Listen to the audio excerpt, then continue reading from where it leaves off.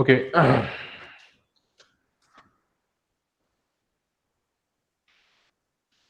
आजकल इंटरनेट का थोड़ा इशू आ रहा है और सब जगह आ रहा है। हर क्लास से मुझे सुनने को मिल रहा है कि कनेक्टिविटी का इशू आ रहा है। तो ठीक है, जैसे भी है अभी चालू करते हैं। ओके, सेजल ने बोला था फ्लूइड मैकेनिक्स हमें चालू करना है। फ्लूइड मैकेनिक्स के लिए कुछ फंडामेंटल्स हैं, उसके हिसाब से हम चालू करते हैं।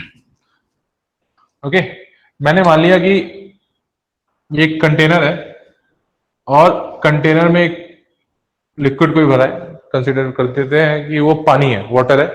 वाटर इसके अंदर भरा हुआ है और ये वाटर मूव नहीं कर रहा है, यानी स्टेबल सिचुएशन में ऐसे रखा हुआ है, स्टेबल सिचुएशन में। तो हम जानना चाहते हैं कि यहां पे प्रेशर पी क्या होगा। अगर मैंने एक पार्ट ले लिया, एक उसमें अंदर एक हाइपोथेटिकल क्यूब काट लिया, हाइपोथेटिकल एक क्यूब काट लिया, तो इधर से मैं मानता हूं प्रेशर P1 लग रहा है, इस साइड से प्रेशर P2 लग रहा है, इधर से प्रेशर P3 लग रहा है, इधर नीचे से प्रेशर P4 लग रहा है। तो 6 फेजेस होंगे। तो हम टोटल जो प्रेशर उस पर चारों तरफ से लग रहे होंगे वो 6 प्रेशर लग रहे होंगे। तो मुझे इस प्रेशर के बीच में रिलेशन निकालना है। तो मैं क्या करता हूं, क्यूब का ये फेस ले लिया, यहां से प्रेशर P1 लग रहा है, उस साइड से प्रेशर P2 लग रहा है। ठीक है, उसका क्रॉस सेक्शन एरिया हो गया ए, उसका क्रॉस सेक्शन एरिया हो गया ए, डेल ए हो गया, इधर डेल ए हो गया, डेल ए हो गया। ठीक है, अब इसका मास क्या होगा। मैंने मान लिया लिक्विड की डेंसिटी थी रो, मैंने कंसीडर कर लिया लिक्विड की डेंसिटी थी रो, और ये लेंथ हो गई एल। तो उसका वॉल्यूम कितना हो गया, वॉल्यूम हो गया delta A into L, delta A into L. तो उसका मास कितना हो गया, रो इंटू वी, यानी delta A into L, delta A into L, ये उसका मास हो गया, डेल एम। ठीक है, ये क्रॉस सेक्शन एरिया हो गया ए। तो व्हाट इज द फोर्स, मैंने कह दिया फोर्स इस साइड से F1 लग रहा था, इस साइड से फोर्स लगा F1 और इस साइड से फोर्स लगा F2, इधर से फोर्स लगा F1 और इधर से फोर्स लगा F2। तो what is the force F1, F1 equal to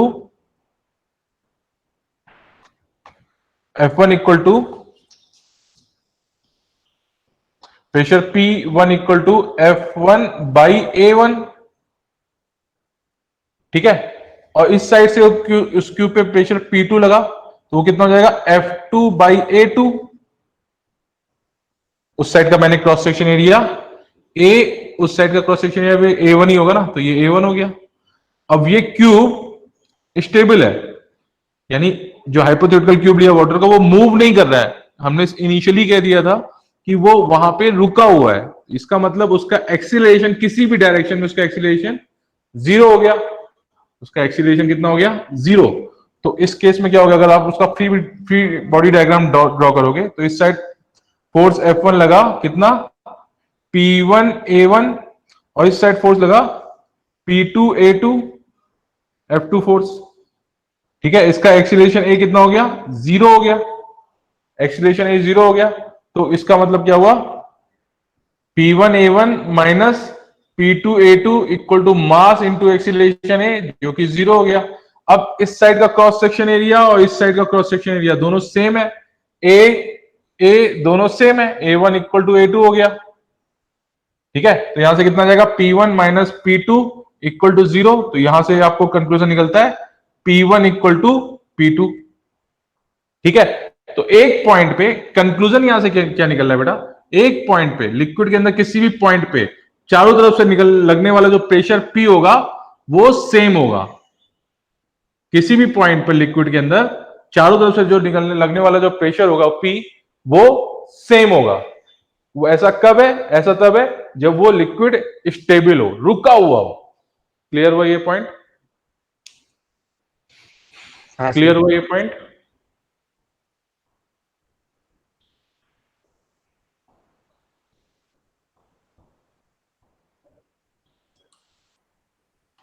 ये पॉइंट क्लियर हुआ।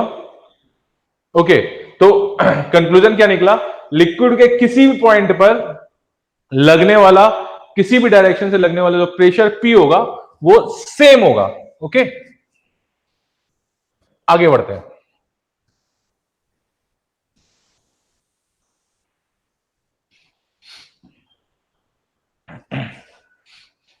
ओके, अब लिक्विड को मैं यहां पे ले लेता हूं। एक कंटेनर ले लिया, सेम कंटेनर ले लिया है मैंने, उसके अंदर फिर से पानी भरा हुआ है, पानी भरा हुआ है, लिक्विड भरा हुआ है या पानी भरा हुआ है, वॉट एवर, यानी एक लिक्विड स्टेज में जो भी मटेरियल है वो भरा हुआ है। ठीक है, अब क्या हुआ बेटा, एटमॉस्फेयर हो गया। ये एटमॉस्फेयर का भी तो अपना प्रेशर पी होता है कुछ, पी नॉट, पी नॉट उसका एटमॉस्फेयर का प्रेशर होता है अपना, एटमॉस्फेयर का भी अपना एक प्रेशर होता है पी नॉट।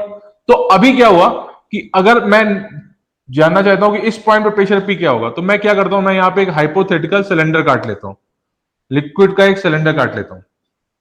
ओके, लिक्विड का एक हाइपोथेटिकल सिलेंडर ले लिया। तो अब यहां से इस पॉइंट पर रेस्ट ऑफ लिक्विड, इसके ऊपर प्रेशर P2 लगा रही होगी, और ऊपर से P नॉट प्रेशर लग रहा है P नॉट प्रेशर लग रहा है। अब ये अगेन ये लिक्विड इस स्टेज में, ये स्पेयर जो है ये रुका हुआ है। तो एक बात बहुत ही क्लियर है कि इसका एक्सीलरेशन ये जीरो हो गया। अगर उसकी वेलोसिटी जीरो हो गई तो इसका मतलब उसका एक्सीलरेशन जीरो हो गया। तो अगर ये रुका हुआ है तो उस केस में क्या करोगे आप, उस केस में आप इसका पहले मास निकालोगे। तो अगर ये रेडियस हो गया r, तो इसका इसका एरिया कितना हो गया, पाई आर स्क्वायर। इसका वॉल्यूम कितना हो गया, v equal to pi R square into L. What is the L, L is the length, ये इसका वॉल्यूम हो गया। v equal to pi R square into L. अब ये लिक्विड की डेंसिटी है रो, तो इसका मास कितना हो गया, m into pi R square into L. ठीक है, अब मैं इस सिस्टम का फ्री बॉडी डायग्राम निकालता हूं। यहां से प्रेशर पी नॉट है, तो फोर्स कितना लग रहा होगा, फोर्स लग रहा होगा पी नॉट इंटू ये क्रॉस सेक्शन एरिया, जिसे पाई आर स्क्वायर है ना, इसको मैं ए बोल देता हूं, तो ए क्रॉस सेक्शन एरिया। तो ये फोर्स F1 नीचे की तरफ लग रहा है। ठीक है, और ये फोर्स F2 नीचे की तरफ, ऊपर की तरफ लग रहा होगा। F2 इक्वल टू कितना हो जाएगा, P2 into pi R square. तो पाई आर स्क्वायर को मैंने ए बोल रखा है, ये फोर्स ऊपर की तरफ लग रहा होगा। तो इसका फ्री बॉडी डायग्राम बना लो। तो नीचे की तरफ फोर्स कितना लग रहा है, पी नॉट। ऊपर की तरफ फोर्स कितना लग रहा है, पी नॉट इंटू ए लग रहा है, sorry, force P naught into A लग रहा है। और ऊपर की तरफ फोर्स लग रहा है P2 इंटू ए। अब इसका मास कितना हुआ, मास हुआ इसका, मास इसका हुआ, ये मास m इक्वल टू हुआ डेंसिटी इंटू वॉल्यूम, यानी rho pi R square L into gravitation G. ये तीनों नीचे हो गए ना, ये तीनों नीचे हो गए। तो इसको P2 बैलेंस कर रहा है। अब ये इसका एक्सीलरेशन जीरो है, जब इसका एक्सीलरेशन जीरो है तो इसका मतलब ये मूव नहीं कर रहा है, इसका मतलब इसका इस पे लगने वाले सारे फोर्सेस बैलेंस है, यानी ऊपर पे लगने वाला फोर्स नीचे पे लगने वाले फोर्स को बैलेंस कर रहा है। तो कितना हो जाएगा, P2A equal to P naught A plus rho pi R square L into G. अब पाई आर स्क्वायर कितना था, पाई आर स्क्वायर आपका ए ही तो था, तो इसको मैं ए से फिर से सब्स्टिट्यूट कर देता हूं। तो P2 इक्वल टू कितना हो गया, P naught plus rho G L. ठीक है, तो इस पॉइंट पे जो प्रेशर होगा वो कितना होगा, P2 equal to P naught plus rho G L. अब एल को मैं एच से, डेप्थ को एच से सब्स्टिट्यूट कर देता हूं, तो ये हो जाएगा रो नॉट रो जी एल। इसका मतलब जितना डेप्थ में आप जाते जाओगे प्रेशर इंक्रीज होता जाएगा, जितना भी आप डेप्थ के अंदर जाओगे प्रेशर उस लिक्विड का इंक्रीज होता जाएगा। क्लियर, क्लियर है।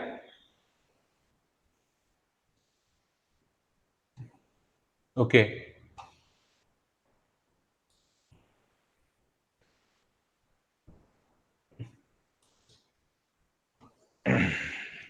ओके,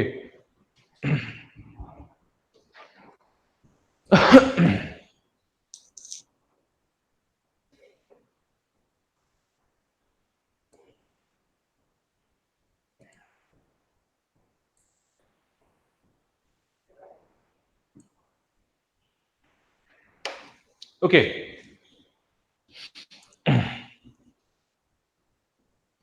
कंडीशन याद रखना, कंडीशन ये कब है, कंडीशन ये ऐसी तब है जब लिक्विड स्टेशनरी है, ओके, रुका हुआ है।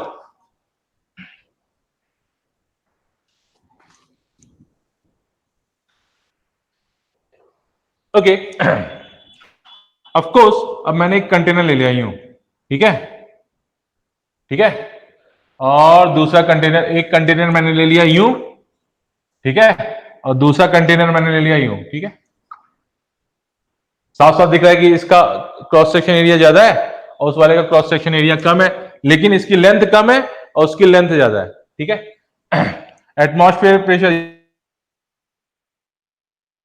ये दोनों अपने, यहां पे एटमॉस्फेरिक प्रेशर पी नॉट हो गया, यहां पे एटमॉस्फेरिक प्रेशर पी नॉट हो गया। ओके, क्वेश्चन ये है कि किस वेसल के लोअर पॉइंट पे प्रेशर हाई होगा। तो अभी आप क्या हो गया, इसकी हाइट हो गई मान लो h1 और इसकी हाइट हो गई h2, तो of course h2 is greater then h1, h2 is greater then h1 हो गया क्या। इस पॉइंट पे इसका प्रेशर P कितना हो गया, P equal to P naught plus rho G H2। यहां पे प्रेशर कितना हो गया, P1 कह देते हैं, इसको कहते हैं P2 equal to P naught plus rho G H1 H2 ये H1 हो गया। तो जैसे डेप्थ पे जाओगे, जैसे डेप्थ पे जाओगे प्रेशर इंक्रीज करता जाएगा और उसका क्रॉस सेक्शन एरिया पे उसका कोई इफेक्ट नहीं पड़ता। अगर वो उस पर, उसका इफेक्ट किस पे पड़ेगा, रो जी डेंसिटी ऑफ द वाटर, तो यहां पे भी सेम है, यहां पे भी सेम है, उसका पूरा इफेक्ट पड़ेगा कि उसकी डेप्थ क्या है। एटमॉस्फेरिक प्रेशर तो यहां पे भी पी नॉट रहेगा, यहां पे भी पी नॉट रहेगा, कहीं पे भी किसी भी पॉइंट पे पी नॉट रहेगा। ओके,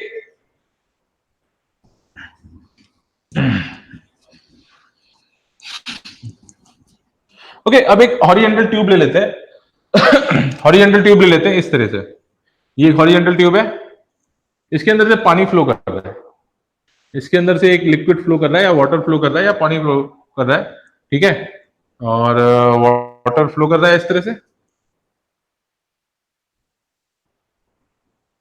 ओके, अभी क्या हुआ मैं जानना चाहता हूं, अब क्या होता है, वाटर हमेशा हायर प्रेशर से लोअर प्रेशर की तरफ फ्लो करता है, लेकिन उसकी कंडीशन ये है,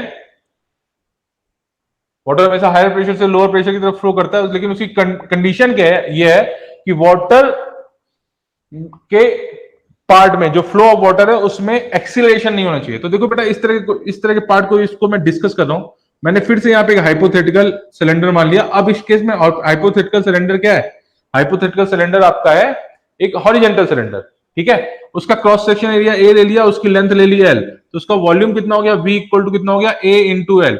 इसका मास कितना हो गया, इसका मास हो गया इस वाटर की डेंसिटी इंटू ए इंटू एल।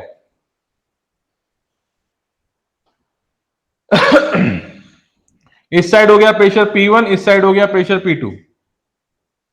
ओके, तो इधर फोर्स कितना हो जाएगा, फोर्स F1 हो गया आपका P1A, और इस साइड फोर्स कितना हो गया, F2 इक्वल टू हो गया P2A। ठीक है, फिर से इसका फ्री बॉडी डायग्राम बना रहे हैं, फिर से मैंने इसका फ्री बॉडी डायग्राम बना दिया। तो इस साइड प्रेशर लगा, इस साइड फोर्स लगा P1A और इस साइड फोर्स लगा P2A, ठीक है, इसका मास mg नीचे की तरफ लगा और यहां से इस पे एक नॉर्मल भी पाइप है ना, तो पाइप से एक नॉर्मल भी लग रहा होगा, ठीक है। अब इसका मास यहां पे कितना है, मास m है, मास m है। तो अभी क्या हो रहा है, अगर वाटर एक्सीलरेट होता हुआ जा रहा है, यानी कहना मतलब वाटर की स्पीड हर टाइम जैसे जैसे इंक्रीज हो रहा है, वाटर की स्पीड भी इंक्रीज हो रही है। अभी 1 मीटर पर सेकंड है, फिर 2 हो गई, फिर 3 हो गई, फिर 4 हो गई। तो उस केस में इसमें वाटर में एक एक्सीलरेशन है, तो उस केस में रिलेशन क्या बनेगा, उस केस में रिलेशन बनेगा P1A, ये तो फोर्स है ना बेटा, force into area is force into area, sorry pressure into area is called force. तो P1A minus P2A equal to उसका मास इंटू एक्सीलरेशन A, ठीक है।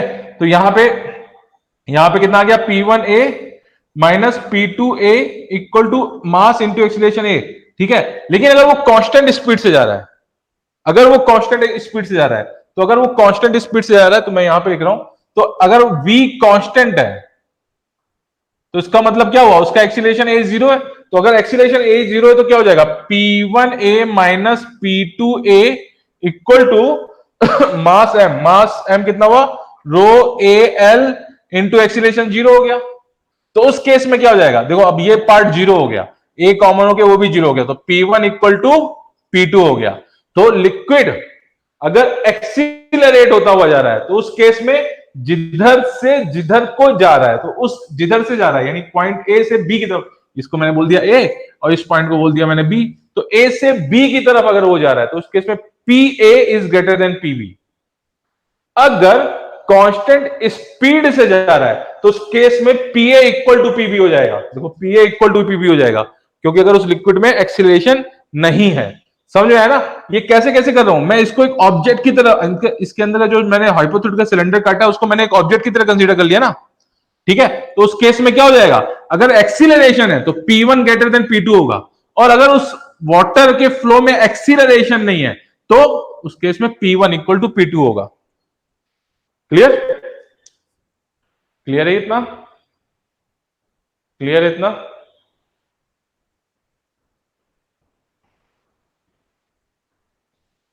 Okay okay.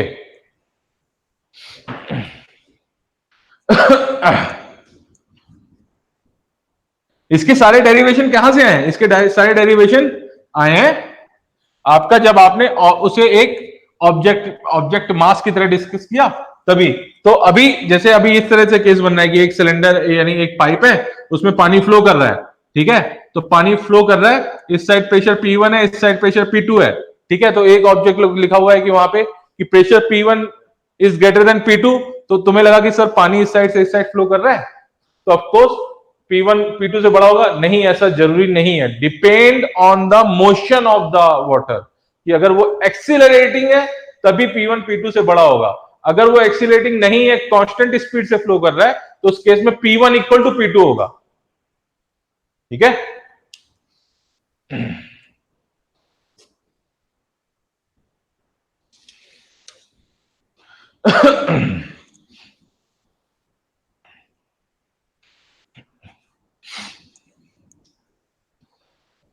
एक कंटेनर ले लिया आपने यहां पे, एक कंटेनर यहां पे ले लिया, ओके?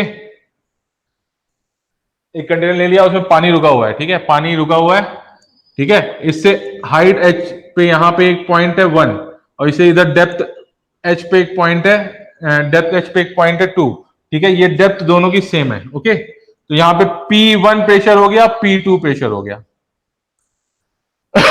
ये डेप्थ कहां से ली गई है? ये सरफेस ऑफ द वाटर से ली गई है, ठीक है? सरफेस ऑफ द वाटर से ली गई है। तो यहां पे P1 इक्वल टू कितना हो गया? P1 इक्वल टू हो जाएगा P naught, atmospheric pressure P naught plus rho जी एच, ठीक है? वहां पे कितना हो जाएगा? P2 equal to P naught plus rho ji H, ठीक है? ठीक है? साफ साफ दिख रहा है यहां से P1 इक्वल टू P2। तो ये होगा कब? ये तब होगा जब आपका सरफेस वाटर का हॉरिजेंटल हो और डेप्थ दोनों की सेम हो, तो यानी वाटर के सरफेस से सेम डेप्थ पे किसी भी पॉइंट पे प्रेशर P सेम रहेगा। इसका मतलब H डेप्थ में यहां पर ले लो या यहां पर ले लो या यहां पर ले लो, हॉरिजेंटल के हर पॉइंट पे, हर पॉइंट पे प्रेशर P सेम रहेगा। क्लियर?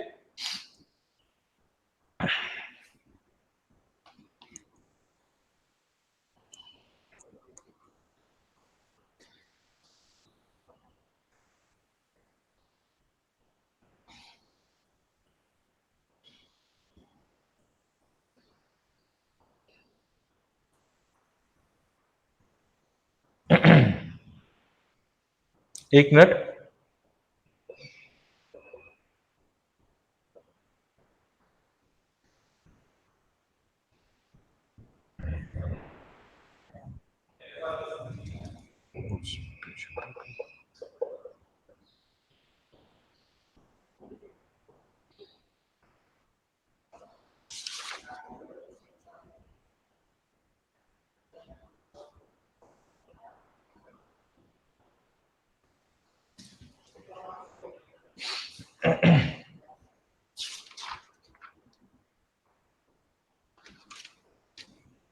पास्कल्स लॉ का एक यूज देख लीजिए। मैंने शायद लास्ट लेक्चर में बताया था, उसमें वॉइस नहीं आ रही थी, तो अभी यहां पे देख लीजिए।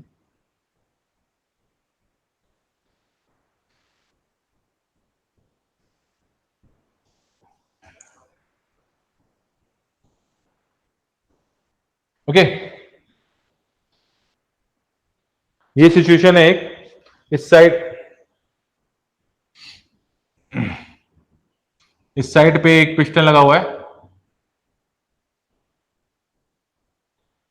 इस साइड पे एक पिस्टन लगा हुआ है जो कि ऐसे ऊपर नीचे मूव कर सकता है, और यहां पे आपने कोई हैवी वेट दे दिया या कार दे दी या कुछ दे दिया, ठीक है। और इसी हाइट पर इधर एक पिस्टन दे दिया। ओके, अब पॉइंट इसको मैं बोल देता हूं ए, इसको मैं बोल देता हूं बी। क्या ये और ये हो गया यहां पर, ये लिक्विड भरा हुआ है, तो एक हाइट पे प्रेशर पी सेम रहेगा। तो अगर आपने पी ए ले लिया तो पी ए इक्वल टू क्या बोल सकते हो, पी बी बोल सकते हो क्या? P A equal to P B बोल सकते हो। तो what is the P A? अगर यहां से आपने फोर्स एफ ए लगाया और ये क्रॉस सेक्शन एरिया हो गया ए, और इधर से फोर्स इसका वेट जो लग रहा है वो एफ बी नीचे लग रहा है, और इसका क्रॉस सेक्शन हो गया, इसको क्रॉस सेक्शन एरिया को बोल देते हैं ए वन, और इसका क्रॉस सेक्शन एरिया हो गया ए टू। ठीक है, तो what is the pressure A? F one by A one equal to F two by A two. उस पे इस पॉइंट में एफ बी जो है, एफ बी को मैं बोल दे रहा हूं एफ टू। ठीक है, तो F two equal to what? F two equal to हो जाएगा A two by A one into F one. Of course ये क्रॉस सेक्शन एरिया ज्यादा लग रहा है, A two greater than A one दिख रहा है आपको, तो of course A two by A one क्या हो गया? A two by A one is greater than one हो गया, ग्रेटर देन वन हो गया। तो इस केस में क्या दिख रहा है साफ साफ कि यहां पे अगर आपने कम फोर्स लगाया तो आपको उस क्रॉस सेक्शन की वजह से आपको वहां पे ज्यादा फोर्स मिल जाएगा। तो यहां पे इस सिस्टम को कहते हैं हाइड्रोलिक, और इससे वो बड़े वेट को कम फोर्स से उठा लेते हैं। यहां पे हल्का फोर्स लगाते जाते हैं, और ये हैवी व्हीकल वहां पे या हैवी स्टोन या वॉट एवर हैवी कोई भी हो जिसको एक ह्यूमन बीइंग नॉर्मली नहीं उठा सकता, तो उसको आप इस हाइड्रोलिक की मदद से उठा सकते हैं। जितना ये एरिया कम होगा और जितना ये एरिया ज्यादा होगा, जितना ये एरिया कम होगा और जितना ये एरिया ज्यादा होगा, उतना आपको आउटपुट फोर्स ज्यादा मिलेगा। लेकिन यहां पॉइंट ये है कि जितना आप यहां पे इसको डिस्प्लेस करोगे, जितना पानी अंदर डालोगे, उतना ही वॉल्यूम तो इंक्रीज होगा। तो उस केस में वहां पे आपको पुश करने का स्पीड जितनी ज्यादा होगी, वहां पे यानी स्पीड जो होगी यानी 10 मीटर पर सेकंड है, तो यहां पे आपको उससे कम स्पीड मिलेगी। वो कैसे? कि आप जितना पानी यहां पे भर रहे हो, जितना पानी आपको भर रहे हो यानी वॉल्यूम V1 भर रहे हो, तो यहां पे भी तो वॉल्यूम V1 ही इंक्रीज होगा, लेकिन इसमें क्या है, इसका क्रॉस सेक्शन एरिया ज्यादा है। तो उसको कैसे करेंगे? उसको देखिए, मान लीजिए आप ये यहां पे फिक्स है और आपने यहां पे V0 वॉल्यूम इंटर किया लिक्विड का, तो what is the V0? V0 इस केस में हो जाएगा उसका एरिया A1, और वहां पे उस पिस्टन का यानी वाटर का डिस्प्लेसमेंट L1, और वहां पे कितना हो जाएगा उसका क्रॉस सेक्शन एरिया A2 और उसका डिस्प्लेसमेंट L2। तो वॉल्यूम जो इतना इंटर करोगे वही वॉल्यूम यहां पे इंक्रीज करेगा ना। रेस्ट ऑफ में तो पानी ऑलरेडी भरा हुआ है, वहां पे तो कोई इंक्रीमेंट होगा नहीं। इंक्रीमेंट कहां होगा? जितना आपने यहां पे भरा वो उतना ऊपर उठ जाएगा। तो A1 L1 equal to A2 L2 हो गया। तो what is the L2? L2 equal to A1 by A2 into L1। यानी अगर यहां पे आपको 1 मीटर की लेंथ मिली, तो फिर 1 metre into A1 by A2। Of course A1 by A2 is less than 1। ठीक है, तो उस केस में आपको वहां पे जो इंक्रीमेंट यानी हाइट में जो इंक्रीमेंट मिलेगा वो 1 मीटर नहीं मिलेगा, 1 से कुछ कम मिलेगा, because A1 by A2 is less than 1। Clear? Clear इतना? क्लियर है इतना?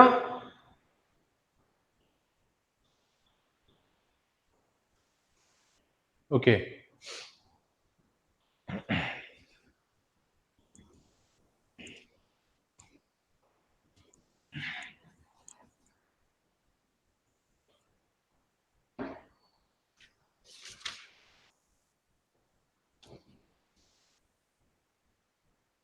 अब बेटा मर्क्यूरी ट्यूब होती है ना, तो मर्क्यूरी ट्यूब में देखिए क्या हुआ, जैसे ये एक टेस्ट ट्यूब हुई, ठीक है, ये टेस्ट ट्यूब हुई आपकी, ठीक है, टेस्ट ट्यूब हो गई आपकी, मान लीजिए ये। ओके, अब आपने यहां से क्या किया, अब एटमॉस्फेरिक प्रेशर किसकी वजह से होता है? एटमॉस्फेरिक प्रेशर होता है जो एटमॉस्फेयर में आपकी गैसेस होती हैं उनके प्रेशर की वजह से वहां पे एटमॉस्फेरिक प्रेशर जनरेट होता है। तो अगर यहां पे एटमॉस्फेरिक प्रेशर यानी आपने जो इसको वैक्यूम कर लिया, मान लीजिए इसको वैक्यूम एकदम खींच लिया, वो पानी खींच लिया यहां पे, ठीक है, पानी एकदम उसने खींच लिया, पानी सॉरी पानी कह रहा हूं, एयर को आपने एकदम खींच दिया, तो उसके अंदर वैक्यूम क्रिएट हो जाएगा क्या? जब उसके अंदर वैक्यूम क्रिएट हो जाएगा तो एटमॉस्फेयर का कोई मॉलिक्यूल बचेगा नहीं, तो उसकी वजह से जो प्रेशर जनरेट हो रहा था वो यहां पे जनरेट नहीं होगा। तो अभी हम कैसे निकाल लें? हमने क्या किया, उसको फिर पहले उसे वैक्यूम लगाया, निकाल लगा के उसको खाली किया और मर्क्यूरी में मैंने उसको डिप कर दिया। तो क्या होगा, यहां से हाइट एज बढ़ गई, हाइट एज बढ़ गई। तो कहते हैं ना कि 5 centimetre of the mercury, 10 centimetre of the mercury, pressure को मर्क्यूरी की हाइट में निकालते हैं। तो ये इक्विपमेंट उसी से रिलेटेड है। तो अभी देखिए क्या हुआ, एटमॉस्फेयर का प्रेशर कितना हो गया, P0 हो गया क्या? यहां पे एटमॉस्फेयर का प्रेशर P0 है, हॉरिजेंटल पे ये पॉइंट है, या तो इसका मतलब लिक्विड में मैंने आपको बताया हॉरिजेंटल में, लिक्विड में किसी भी पॉइंट पे प्रेशर P सेम रहेगा, सेम रहेगा अनटिल अनलेस वो लिक्विड मूव ना कर रहा हो। ठीक है, अगर ये एक्सीलरेशन से इधर उधर मूव करने लगा तब ये कहानी चेंज हो जाएगी। यहां पे क्या, फिर हॉरिजेंटल के हर पॉइंट पे प्रेशर पी सेम नहीं रहेगा, ये क्या हुआ, रुका हुआ है ये। तो उस केस में हॉरिजेंटल पे किसी भी पॉइंट पे प्रेशर पी सेम रहेगा। तो यहां पे प्रेशर पी नॉट हो गया, यहां पे प्रेशर पी नॉट हो गया, ये हाइट हो गई मान लो एच। ठीक है, तो इस केस में प्रेशर पी नॉट कितना हो जाएगा, पी नॉट इक्वल टू कितना हो जाएगा, पी पी नॉट नहीं बोलते बेटा, पी नॉट एटमॉस्फेयर से रिप्रेजेंट करते हैं, तो इसको मैं बोलता हूं पी टू। तो P two equal to P naught plus rho ji H. What is the rho? Density of the mercury, rho H G, G H height H. ठीक है, तो पी नॉट कितना हो जाएगा, पी नॉट इक्वल टू हो गया 0, तो P two equal to कितना हो जाएगा, रो जी एच मर्क्यूरी एच जी। तो P two equal to rho H g into g into H.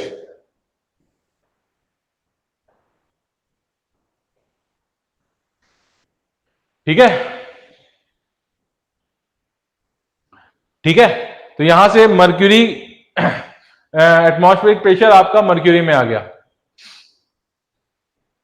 Okay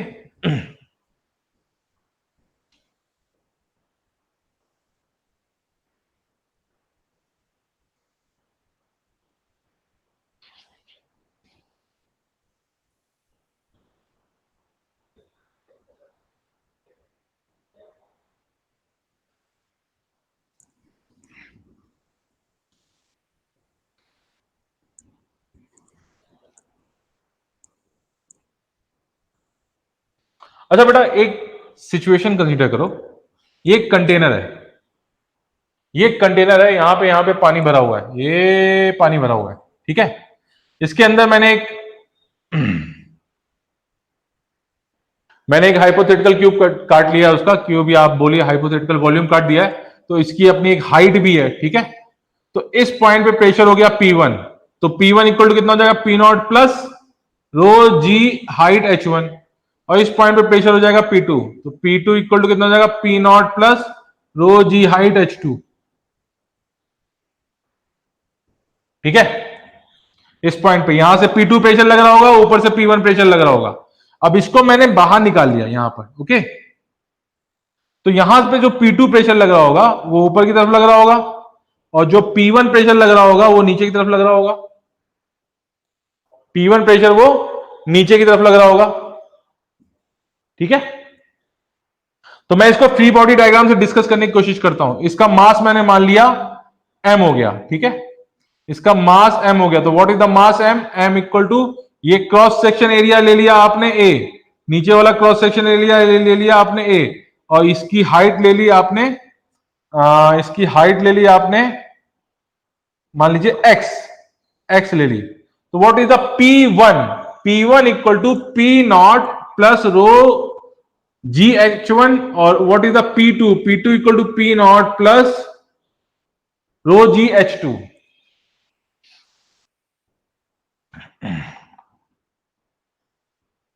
okay, तो इसका मास कितना हुआ, इसका मास हुआ इसका A into x, cross section area A cross section area A into x, ये volume हो गया, इंटू रो, ये उसका वॉल्यूम हो गया, और ये उसकी डेंसिटी हो गई, ये उसका मास हो गया ना। तो अभी फ्री बॉडी डायग्राम से मैं डिस्कस करता हूं। तो प्रेशर P2 लग रहा है ऊपर की तरफ, प्रेशर P1 लग रहा है नीचे की तरफ, और उसका मास M इंटू जी नीचे की तरफ लगा। तो कितना हो जाएगा? अगर ये स्टेबल है तो इसका मतलब ऊपर लगने वाला P2 इंटू ए, सॉरी फोर्स लगा P2, यहां पे प्रेशर P2 हो गया ना, तो फोर्स हो गया P2 इंटू ए, और यहां पे फोर्स हो गया P1 इंटू ए। तो अगर ये स्टेबल है तो इसका मतलब क्या हो गया? P2 into A equal to P1 into A plus mass कितना हो जाएगा? A x rho g. तो P2 equal to P1 plus x rho g, ठीक है। तो what is the difference in the pressure? P2 minus P1 equal to x rho ji.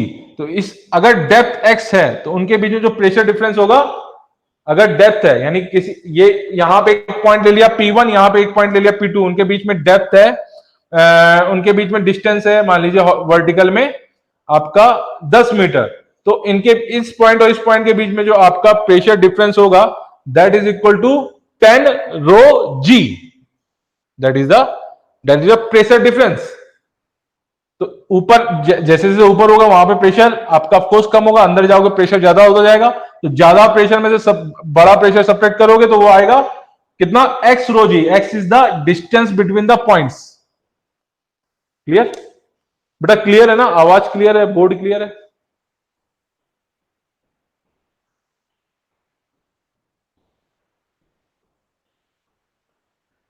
Okay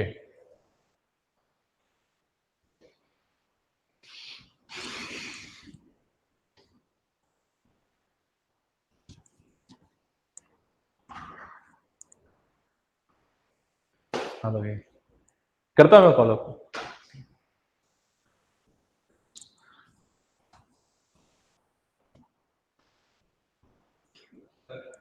हाँ 15 minute और। Okay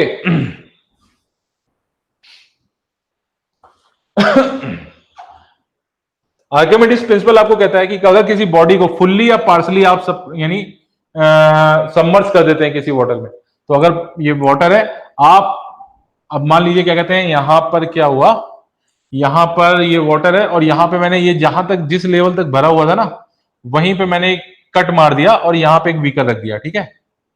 तो आर्किमिडीज प्रिंसिपल ये करता है कि अगर आप किसी ऑब्जेक्ट को फुल्ली या पार्सली, तो पहले मैं पार्शली वाला केस लेता हूं, पार्शली अगर आपने या फुल्ली सबमर्ज कर दिया, तो वो जितना वाटर आपसे रिप्लेस करेगा, जितने वॉल्यूम का वाटर, उस वॉल्यूम का मास जो होगा और उस मास का जो वेट होगा, that is the external force exerted by the water on the object. तो अगर मान लिया इसका वॉल्यूम वी नॉट है, इसका अगर वॉल्यूम वी नॉट है, ठीक है, और आपने इसको V1 वॉल्यूम को सेपरेट अंदर कर दिया, तो यहां से क्या होगा?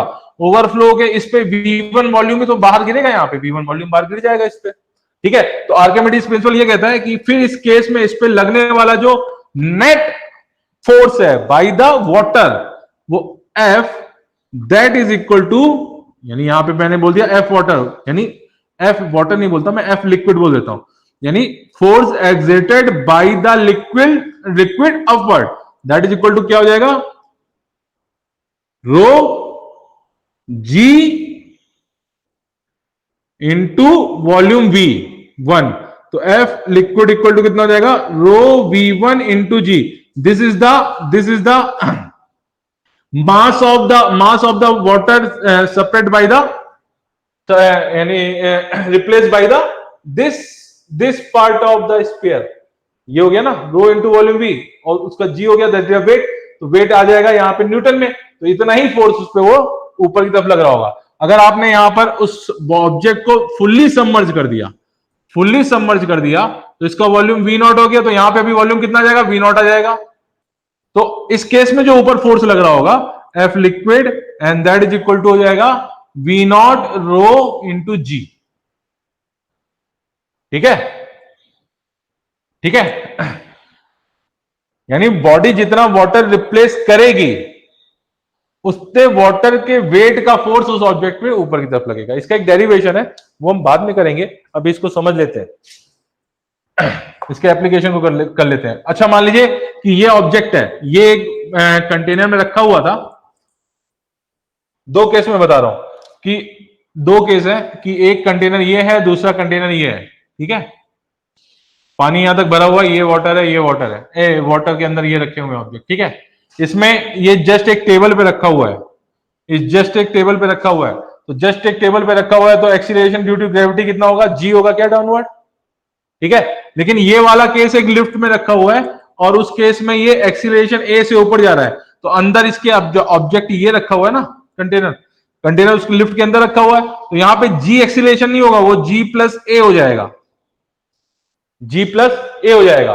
तो यहां पे उसने वी नॉट वॉल्यूम रिप्लेस किया, यहां पे भी वी नॉट वॉल्यूम रिप्लेस किया, तो यहां पे मास एम कितना हो जाएगा, वी नॉट इंटू रो, यहां पे भी मास एम हो जाएगा आपका वी नॉट इंटू रो, ठीक है।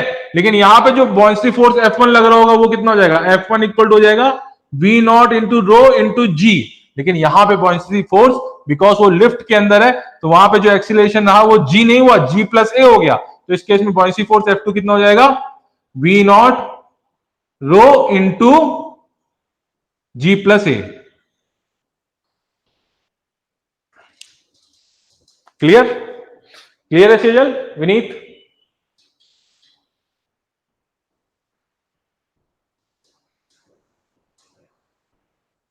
ओके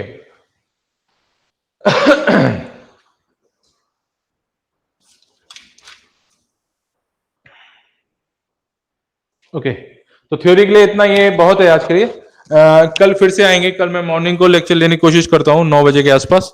और आप लोग केमिस्ट्री क्लास में कम बच्चे आए थे तो मैं कॉल करूंगा थोड़ी देर में। चलिए, इसको रिवाइज कर लीजिएगा, बहुत ही अच्छा टॉपिक है।